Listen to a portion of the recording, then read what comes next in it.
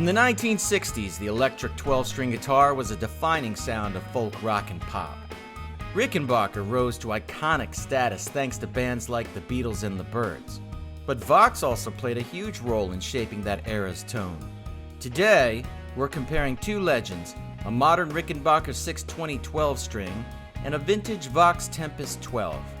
Since the Rickenbacker has neck, middle, blend, and bridge, we'll match those positions on the Vox. No position 2 and 4 today. After we compare neck, middle, and bridge, I'll pan both guitars' middle positions left and right so you can hear them side by side. Now, which one sounds more authentically vintage? Which would sit better in your mix? I want to hear from you. Drop a comment below on what differences stand out.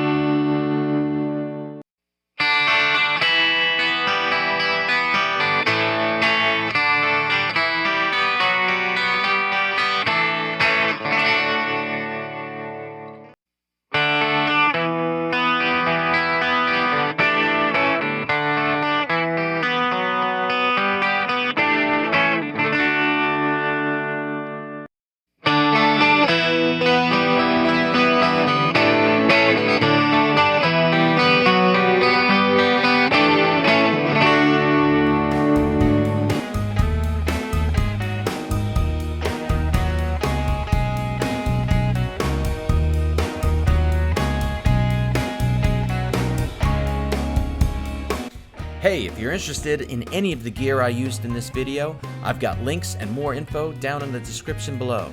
If you decide to pick anything up through those links, it helps support the channel at no extra cost to you.